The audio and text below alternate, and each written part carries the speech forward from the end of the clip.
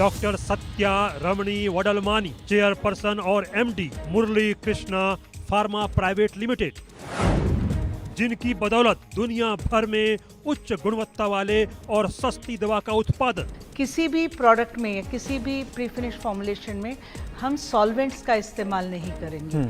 और ये उन दिनों की बात है जब आईसीएच गाइडलाइंस के मुताबिक 5000 ppm तक रेसिडुअल सॉल्वेंट्स हो सकते थे। जिनकी कंपनी के यूरोप, अमेरिका और कई देशों की दवा कंपनियों के साथ हैं मजबूत संबंध।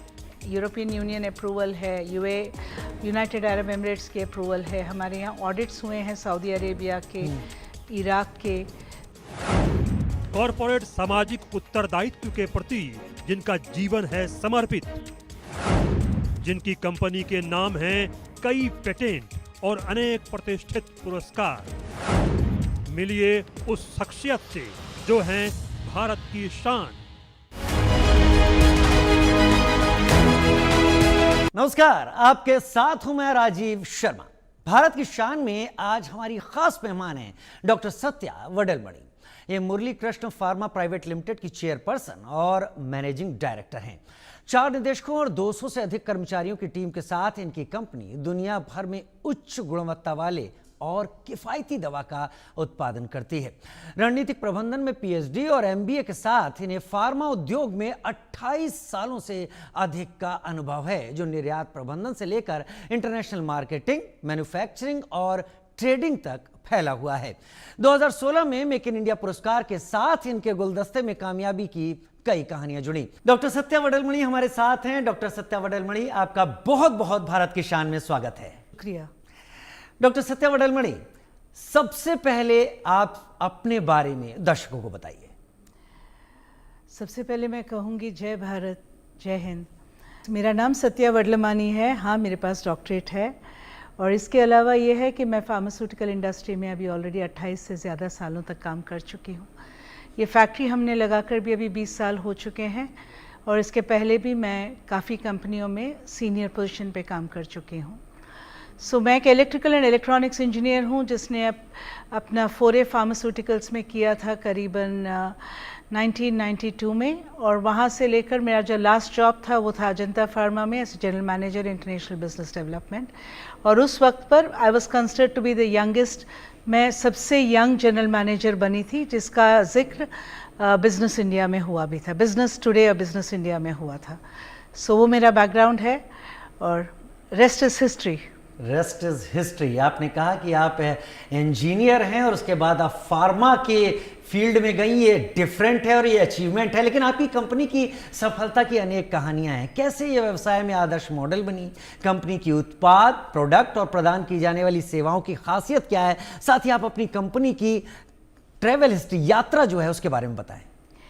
ये कंपनी हमने 2004 में शुरू की थी और फैक्ट्री का जो कमिश्निंग हुआ था वो 2005 में हुआ था।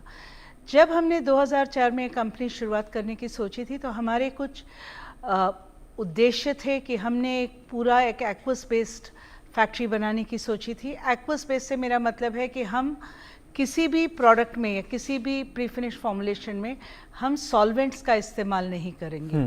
और ये उन दिनों की बात है जब आईसीएच गाइडलाइंस के मुताबिक 5000 ppm तक रेसिडुअल सॉल्वेंट्स हो सकते थे। और उन दिनों में ही हमने एक ग्रीन रेवोल्यूशन की तौर पे एक पूरा एक्वस सिस्टम एक मेंटेन करके बनाया था। तो ये हमारी शुरुआत थी। उन्हीं दिनों में हमने ये भी सोचा था कि हम एक रेगुलेटरी कंप्लायंट कंपनी बनेंगे। तो उस बेसिस पर आज तक हमारे कंपनी में यूरोपियन यूनियन अप्रूवल है, यूनाइटेड अरब एमिरेट्स के अप्रूवल है, हमारे यहाँ ऑडिट्स हुए हैं सऊदी अरेबिया के, इराक के, जॉर्डन का हमारा अप्रूवल है, WHO का अप्रूवल है। और सबसे खास बात हमारी जो R&D है वो it's approved by DSIR from government of India. तो हमने एक रेगुलेटरी कंपनी, बहुत बड़ी नहीं है हमारी प्लांट, जो बिगनिंग में थी काफ़ी छोटी थी, बट आज 2 प्लांट्स हैं हमारे। आज हमारे पास आईपी के तौर पे काफ़ी नए नए प्रोडक्ट्स हैं जो हम लेकर आए हैं। और इसके अलावा भी हमारा जो हम एक प्रधानमंत्री जी के उद्देश्य पर भी कुछ प्रोडक्ट्स बना रहे हैं, जैसे एनीमिया मुक्त भारत के लिए हमारे पास कुछ प्रोडक्ट्स हैं। तो ये आपने अपनी कंपनी की यात्रा के बारे में बताया, लेकिन ये आसान नहीं होता कि एक कंपनी खोलना, कई घरों में चूल्हा जलाना, लेकिन अपनी कंपनी खोलने के लिए आपको किन बातों ने मोटिवेट किया, प्रेरित किसने किया? मैं एक अजीब चीज़ आपको कहूँगी, मुझे प्रेरित किसी ने नहीं किया था, ये सिर्फ एक आइडिया था कि हम कुछ करें देश के लिए, और कुछ भी नहीं था इसमें। क्योंकि मेरे पिताजी जो हैं, लेट पिताजी जो हैं, आईआईटी के प्रोफेसर रह चुके हैं, एमरिटस प्रोफेसर थे Indian institute of technology Bombay में। और हमें लगा कि एक ऐसा प्लांट बनाए जो अच्छा रहे, जो एक मतलब एक जो इस तरह के प्रोडक्ट्स बनाए जिससे कि डोसेज हम कम कर सके, या हम कुछ यूनिक उस प्रोडक्ट में ला सके, एक यूएसपी ला सके प्रोडक्ट्स में। वही एक चीज़ था। जब शुरुआत किया, आइडियाज़ तो बहुत बढ़िया लगे थे, बट आपकी बात भी सही है, बहुत मुश्किल है, आसान नहीं है ये सफ़र।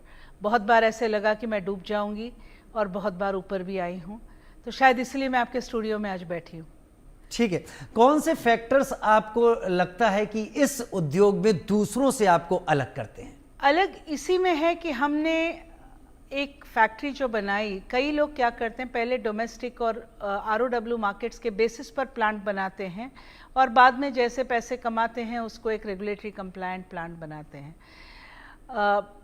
डिस्पाइट द फैक्ट कि हम पहले जनरेशन एंटरप्रेन्योर्स हैं, हमारे कोई माई बाप कोई भी नहीं थे जो कि बिजनेस वर्ल्ड में थे, फिर भी हमने डिसाइड किया कि हम जो भी बनाएंगे उसको हम रेगुलेटरी कंप्लायंस के हिसाब से ही बनाएंगे, और उसी तरह से हमने बनाया। तो हमारा वो अलग है, हमारे पेटेंट्स हैं, और आज के दिन के अंदर हम लीडर्स हैं। नैनो एनकैप्सुलेशन, लाइपोसोमल एनकैप्सुलेशन, आज आप एनकैप्सुलेशन की बात कीजिए, Murali Krishna pharma is a leader. Technologically हमारी कंपनी बहुत आगे है। कईयों को रोशनी दिखाना और लालटेन या टॉर्च लेकर सबसे आगे चलना बहुत टफ होता है, क्योंकि आपको केवल अंधेरा दिखता है। लेकिन इस इंडस्ट्री की चुनौतियां क्या हैं और जोखिम क्या रहे, साथ ही जो आपने हासिल किया है उसके बारे में भी दर्शकों को बताएं।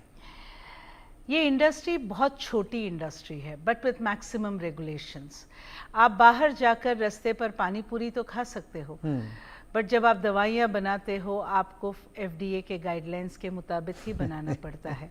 तो आपके पानी से लेके आपके एपीआई से लेके हर चीज़ रेगुलेटेड है, और होना भी चाहिए, क्योंकि दवाई इंसान जीने के लिए खाता है, ना कि बीमार पड़ने के लिए। तो बहुत रेगुलेटेड इंडस्ट्री है, इसमें रोज़ नए नए बदलाव आते हैं, नए नए गाइडलाइंस आते हैं, हमको हर एक गाइडलाइन के मुताबिक चलना पड़ता है। आप यूएसएफडीए, ईयू अप्रूवल्स, ये सब जहाँ हम बात करते हैं, हर एक अप्रूवल के पीछे बहुत मेहनत चाहती है, आसान नहीं है। एक प्रोडक्ट को रजिस्टर करने में रेगुलेटेड मार्केट में 3 से 4 साल जा सकते हैं, एक प्रोडक्ट को आरओडब्ल्यू मार्केट में रजिस्टर करने के लिए भी आपको 2 साल जा सकते हैं। और इनके अलावा भी ये सब करने के बाद शायद हो सकता है कि प्रोडक्ट में गो आउट ऑफ मतलब उसके बहुत सारे जेनरिक प्लेयर्स आ गए हो और फिर आपका प्रोडक्ट बिके भी नहीं। तो आपके पास एक कोई फिक्स्ड आंसर नहीं है, but it is a beautiful live business, क्योंकि आप रोज़ कुछ नई चीज़ की तरफ बढ़ते हो जो कि इंसानों के लिए एक अच्छा मार्गदर्शक बन सके, जो पेशेंट्स के लिए अच्छा कर सके। तो मैं उसी एक रास्ते पर चलती हूँ, मेरा यही बिलीफ है। और इसमें मुझे जिन्होंने मैक्सिमम सपोर्ट किया वो है मेरे मम्मी पापा। उनकी बिलीफ मुझ पे बहुत थी। मेरे हस्बैंड थे, मेरे बच्चों ने भी बहुत कोऑपरेट किया, क्योंकि आसान नहीं था एक माँ जाकर अपना सब कुछ बनाते जाए और बच्चों पर इम्पैक्ट नहीं हो। बट दोनों ने भी ज़िंदगी में ऊपर आए हैं, दोनों बच्चे भी। आज मेरा छोटा लड़का मेरे साथ है, वो डायरेक्टर स्ट्रैटेजी है। मेरा बड़ा लड़का खुद का बिजनेस एआई में कनाडा में कर रहा है। बहुत सो दे आर इंटेलिजेंट। बहुत बेहतर। और वो कहते हैं ना कि एक माँ, एक पिता है वो एक परिवार देखता है, लेकिन माँ एक भविष्य को देखती है। आपने उस तरीके से किया। लेकिन आप जो काम कर रही हैं, हम डिजिटल एरा में हैं, इस डिजिटल युग में आपकी फ्यूचर की क्या प्लानिंग्स हैं, योजनाएं क्या है? डिजिटल युग बहुत यूज़फुल है, सब्जेक्ट टू द फैक्ट आप उसको समझो। देखिए, AI is a double edge sword. Artificial intelligence आसान नहीं है। सबको चैट जीपीटी बहुत अच्छा लगता है, बट ये समझिए वो चैट जीपीटी लिखने वाला भी कोई इंसान ही है कहीं Exactly.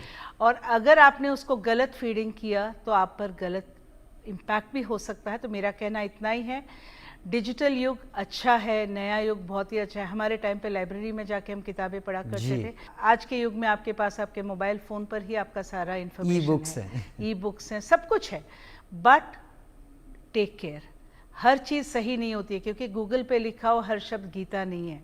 हर शब्द में कोई ना कोई लिखा रहेगा उस इट्स लाइक एक मैं इसका एक सिंपल उदाहरण देती हूँ। भगवत गीता के कई ट्रांसलेशंस हैं दुनिया भर में, हर एक का अपना एक परसेप्शन है उसके बारे में। उसी तरह से गूगल पर जो आता है वो जो लिख रहा है उसका परसेप्शन है।